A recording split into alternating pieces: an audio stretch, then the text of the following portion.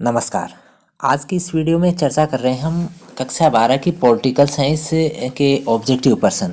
और इनमें हम प्रथम खंड की जो पहली यूनिट है और दूसरी यूनिट जिसमें राजनीतिक अवधारणाओं से संबंधित टॉपिक हैं, तो इनके ऑब्जेक्टिव प्रश्न प्रस्तुत कर रहे हैं। क्योंकि इस बार बोर्ड की परीक्षा में ऑब्जेक्टिव प्रश्न बहुत ज़्यादा आएंगे, तो आप इस वीडियो को अंत तक देखें, चैनल को सब्सक्राइब कर लें। आगामी यूनिट्स के भी हम इसी तरह के क्वेश्चन तैयार करके आप तक पहुंचाएंगे। तो हम चलिए बात कर लेते हैं आज की इस वीडियो के जो प्रश्न हैं। तो इसमें सबसे पहले हम देख लेते हैं, जो पहला पार्ट है ये है न्याय से संबंधित। तो इसके जो महत्वपूर्ण प्रश्न हैं उनमें देखें, पहला प्रश्न जैसे ये है, प्राचीन भारतीय राजनीतिक चिंतन में न्याय के सादृश्य से जिस शब्द का उपयोग किया गया वो कौन सा शब्द है? तो ये कौन सा शब्द है? यह है धर्म। ठीक है। इसके बाद में प्रश्न नंबर 2 है, प्लेटो ने न्याय सिद्धांत की व्याख्या किस पुस्तक में की है? बहुत अच्छा है, इस पुस्तक का नाम आप याद रखें।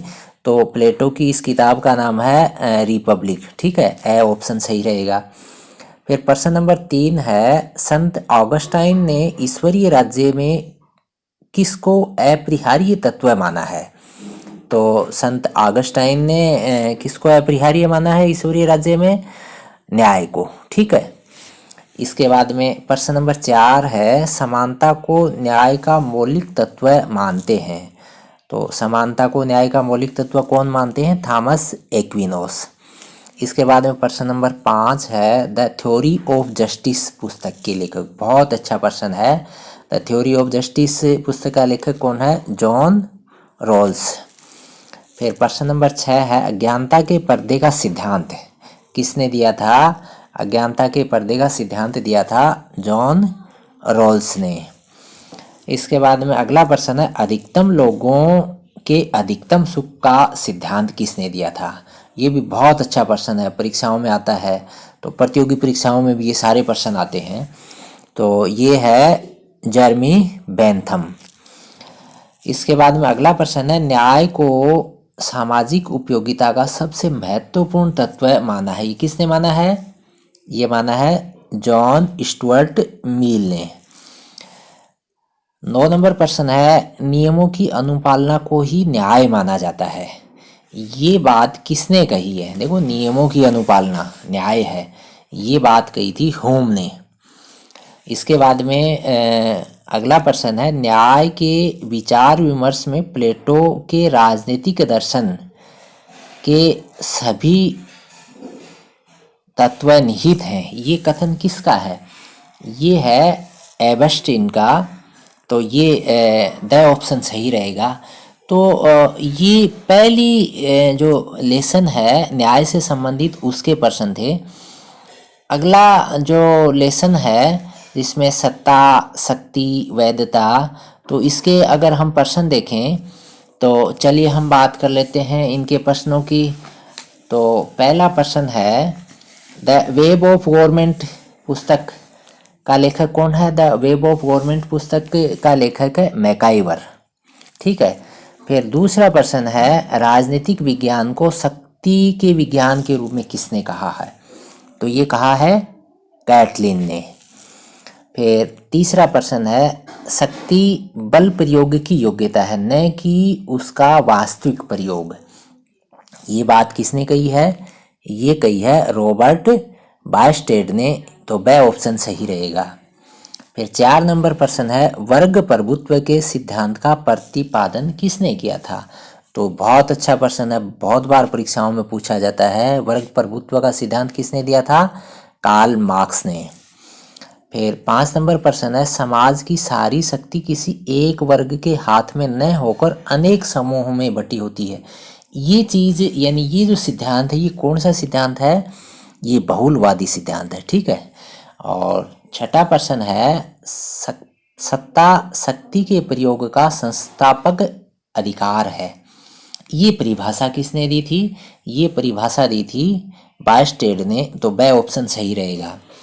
फिर 7वां प्रश्न है, हिटलर व महात्मा गांधी की जो सत्ता है वो कौन सी सत्ता का उदाहरण है? तो ये जो सत्ता है ये करिश्माई सत्ता है। इसके बाद में 8वां जो प्रश्न है, कानूनी तर्कसंगत सत्ता का आधार होता है। तो कानूनी तर्क संगत सत्ता का आधार क्या है? पद के आधार पे होती है सत्ता। फिर 9 नंबर प्रश्न है, इच्छा न कि बल राज्य का आधार होता है। ये किसने कहा था? ये कहा था ग्रीन ने। और 10वां प्रश्न है, द माइंड एंड सोसाइटी पुस्तक के लेखक कौन है? माइंड एंड सोसाइटी पुस्तक के लेखक हैं विल्फ्रेड पेरेटो। तो ये जो प्रश्न थे, ये जो दूसरा लेसन है जो आपके सत्ता, शक्ति और वैधता से संबंधित था, इसके ये ऑब्जेक्टिव प्रश्न थे। और अगला प्रश्न लेसन है वो स्वतंत्रता और समानता से संबंधित है। इसके प्रश्न हम देख लेते हैं। तो इसमें जैसे पहला प्रश्न हम देखें तो ये है, स्वतंत्रता मेरा जन्मसिद्ध अधिकार है, इसे लेकर रहूँगा, ये कथन किसका? बहुत आसान प्रश्न है। तो इसका आंसर क्या रहेगा? बाल गंगाधर तिलक। फिर अगला प्रश्न है, अमेरिकी स्वतंत्रता संग्राम हो या फ्रांस की राज्य क्रांति, दोनों का केंद्रीय पक्ष क्या था? तो इन दोनों का केंद्रीय पक्ष क्या था? स्वतंत्रता की प्राप्ति। ए ऑप्शन सही रहेगा।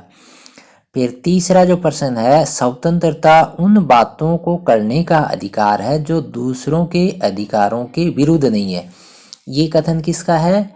ये कथन है पेन का। ठीक है, स ऑप्शन सही रहेगा। फिर चौथा प्रश्न है, निम्न में से कौन सा कथन सकारात्मक स्वतंत्रता के स्वरूप से संबंधित नहीं है? देखो इसमें नहीं है वाला हमको पता करना है। तो देखो जैसे पहला है स्वतंत्रता पर युक्तियुक्त प्रतिबंध, ये तो ठीक है, ये तो है। फिर दूसरा है प्रतिबंधों का अभाव ही स्वतंत्रता है, ये नहीं बैठेगा। ठीक है ना, तो यही हो गया, आगे अपने को चलना ही नहीं है, तो बे ऑप्शन रहेगा। फिर पांचवा प्रश्न है, निम्न में से कौन सा कथन स्वतंत्रता के नकारात्मक स्वरूप से संबंधित नहीं है? देखो नकारात्मक से संबंधित नहीं है, छांटना है। तो पहला देखें, प्रतिबंधों का अभाव भी है, ये भी ठीक है, ये है। फिर दूसरा, कम से कम शासन करने वाली सरकार अच्छी सरकार है, ये भी होगा। फिर स है, राज्य का कार्य क्षेत्र बढ़ने से व्यक्ति की स्वतंत्रता सीमित होती है, ये भी होगा। ठीक है। और लास्ट देखें, स्वतंत्रता युक्ति युक्त प्रतिबंधों की व्यवस्था है, यानी ये नहीं है। ठीक है, तो ये आंसर यानी द आंसर जो है इसका होगा। फिर छठा जो प्रश्न है, निम्न में से कौन सा अधिकार राजनीतिक स्वतंत्रता से संबंधित नहीं है? ठीक है, तो बाकी हैं और एक नहीं है। तो पहला हम देखें, किसी भी धर्म को मानने का अधिकार, यही हो जाएगा। ठीक है ना, तो ये आंसर इसका सही रहेगा। इसके बाद में सातवां जो प्रश्न है, नागरिकों को संविधान द्वारा प्रदत्त स्वतंत्रताओं को कहा जाता है। जो संविधान में स्वतंत्रताएं नागरिकों को दी जाती हैं वो कौन सी हैं? वो नागरिक स्वतंत्रताएं हैं। और फिर अगला प्रश्न है, समानता के बिना स्वतंत्रता जीवित नहीं रह सकती, ये बात किसने कही थी? बहुत अच्छा प्रश्न है, कई बार परीक्षाओं में भी पूछा गया है। ये किसने कही थी? ये रूसो ने कही थी। तो ठीक है साथियों, ये जो प्रश्न थे ये आपके स्वतंत्रता और समानता वाले लेसन से। और अगला जो हमारा ऑब्जेक्टिव का भाग है, इसमें जो पहला लेसन देखें तो ये है आपके राजनीतिक समाजीकरण का। इसके प्रश्न देख लेते हैं हम। तो पहला प्रश्न देखें, ये है आपके राजनीतिक समाजीकरण की अवधारणा के प्रणेता कौन थे? तो ये थे हर्बर्ट साइमन। ठीक है, वह ऑप्शन रहेगा। फिर अगला प्रश्न है राजनीतिक समाजीकरण। ठीक है, क्या है? देखो ये अवधारणा भी है और ये प्रक्रिया भी है, यानी ये दोनों ही रहेगा। सही आंसर इसका सही रहेगा। फिर तीसरा जो प्रश्न है, राजनीतिक समाजीकरण का साधन नहीं है। ठीक है, बाकी तो हैं। देखो परिवार भी है, शिक्षण संस्था भी है, जनसंचार के साधन, जंगल नहीं है। ठीक है, तो ये द आंसर जो है इसका होगा। फिर 4 नंबर प्रश्न है, राजनीतिक समाजीकरण की विशेषता नहीं है, बाकी तो हैं, एक नहीं है। देखो पहला, राजनीतिक समाजीकरण एक मनोवैज्ञानिक प्रक्रिया, ये तो ठीक है। फिर दूसरा, राजनीतिक समाजीकरण एक सार्वभौमिक अवधारणा है, ये भी ठीक है। फिर तीसरा, राजनीतिक समाज के आदर्श। यही नहीं होगा तो अपने को आगे चलना ही नहीं है, सही आंसर इसका हो जाएगा। फिर पांचवा जो प्रश्न है, संस्था जो राजनीतिक समाजीकरण प्रक्रिया की प्रथम अभिकर्ता यानी पहला एजेंट कौन सा है इसका राजनीतिक समाजीकरण के लिए। तो सबसे पहले राजनीतिक समाजीकरण कहाँ से शुरू होता है, परिवार से शुरू होता है, ठीक है। फिर छठा प्रश्न है, अपनी व दूसरे लोगों की राजनीतिक भूमिका और उत्तरदायित्वों के विषयों में समुचित प्रशिक्षण की प्रक्रिया क्या है। तो ये प्रक्रिया क्या है, ये राजनीतिक समाजीकरण ही है, इसी की बात अपन कर रहे हैं। इसके बाद में अगला जो लेसन है वो देखें तो ये आपके कौन सा लेसन रहेगा, ये राजनीतिक संस्कृति वाला लेसन है। तो इसका देख लेते हैं हम ऑब्जेक्टिव प्रश्न। तो पहला हम प्रश्न देखें, एक समान राजनीतिक इतिहास के बावजूद भी किन्हीं दो पड़ोसियों की राजनीतिक व्यवस्था में अंतर किसके कारण हो रहा है। ये अंतर, सब चीज़ सही है, इतिहास भी सही है, फिर भी अंतर है राजनीतिक व्यवस्था में, तो ये किसके कारण है, राजनीतिक संस्कृति के कारण है। फिर दूसरा प्रश्न है, राजनीतिक संस्कृति किसी राजनीतिक व्यवस्था के सदस्यों में राजनीति के प्रति व्यक्तिगत अभिव्यक्तियों और आमुखीकरण का नमूना है। ये बात किसने कही थी, ये कही थी आमंड ने। फिर तीसरा प्रश्न है, राजनीतिक संस्कृति का निर्णायक तत्व है। देखो इतिहास भी है, भूगोल भी है, समाज और अर्थव्यवस्था भी है, यानी इसका मतलब उपरोक्त सभी रहेगा। फिर अगला प्रश्न है, लोकतांत्रिक शासन के लिए सर्वाधिक उपयुक्त राजनीतिक संस्कृति है। तो इसमें सबसे उपयुक्त राजनीतिक संस्कृति कौन सी है, देखो सहभागी संस्कृति है। फिर अगला प्रश्न है, राजनीतिक संस्कृति अभिव्यक्तियों, विश्वासों, मनोभावों का ऐसा पुंज है जो राजनीतिक क्रिया को अर्थ एवं व्यवस्था प्रदान करता है। ये कथन किसका है, ये कथन है ल्यूसियन पाई का, ठीक है। फिर छठा प्रश्न है, राजनीतिक संस्कृति शब्द का प्रयोग अपने निबंध में 1956 में किसने किया था, ये किया था, बहुत अच्छा प्रश्न है, कई बार प्रतियोगी परीक्षाओं में पूछा गया, ये आमंड ने कहा था।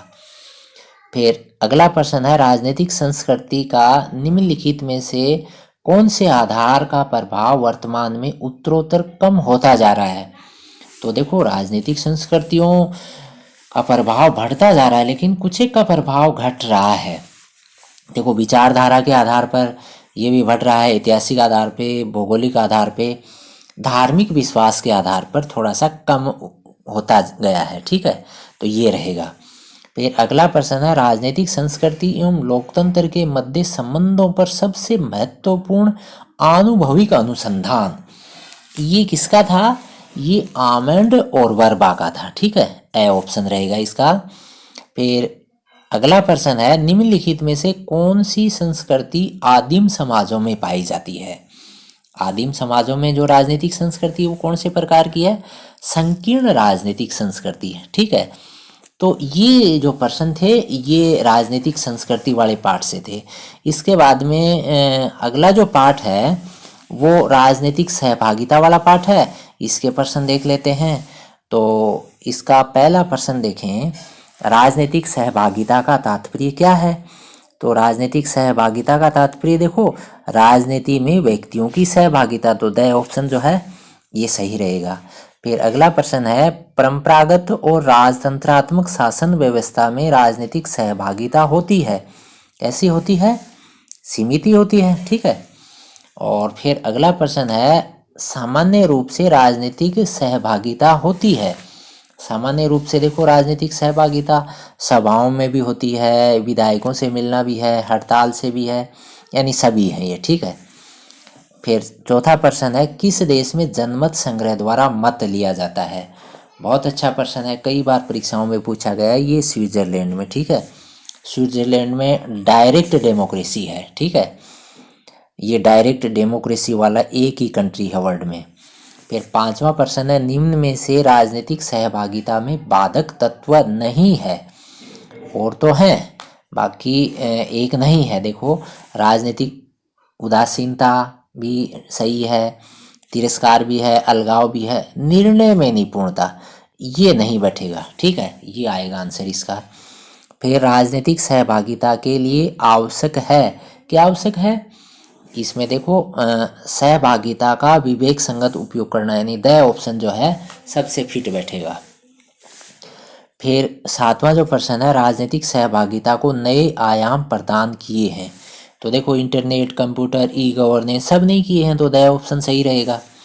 फिर 8वां प्रश्न है, शासन क्रिया में जनसाधारण को सहभागिता का अवसर प्रदान करता है, तो जनसाधारण को कौन सा माध्यम प्रदान करता है, देखो राजनीतिक दल ही करेंगे जनसाधारण को। तो फिर 9वां प्रश्न है, राजनीतिक सहभागिता की धारणा लोकतांत्रिक राज्य की अवधारणा के केंद्र में अवस्थित है, ये बात किसने कही थी, आमंड और पावेल, ये भी बहुत बार परीक्षाओं में आया है, ए ऑप्शन जो सही रहेगा इसका। फिर अंतिम प्रश्न है, सशक्त सहभागी लोकतंत्र कमजोर उदार लोकतंत्र की तुलना में बेहतर विकल्प है, ये बात किसने कही थी, ये बात कही थी बेंजामिन बार्बर ने, तो ए ऑप्शन सही रहेगा। तो ठीक है साथियों, ये जो पेपर था इसके अंदर हमने जो पॉलिटिकल थॉट वाले जो यूनिट थी उसके ऑब्जेक्टिव प्रस्तुत किए, तो आप परीक्षा के लिहाज से इनको समझें, कंपटीशन की परीक्षाओं में भी इस तरह के प्रश्न आते हैं। तो आप वीडियो में प्रारंभ से अंत तक बने रहे, आपका धन्यवाद। चैनल को सब्सक्राइब अवश्य कर लें, हम इसके बाद में जो अगले भाग हैं उनके भी ऑब्जेक्टिव प्रस्तुत करेंगे, तो जो ही तैयार हो आप तक पहुंच जाएं। पुनः आपका धन्यवाद, जय हिंद।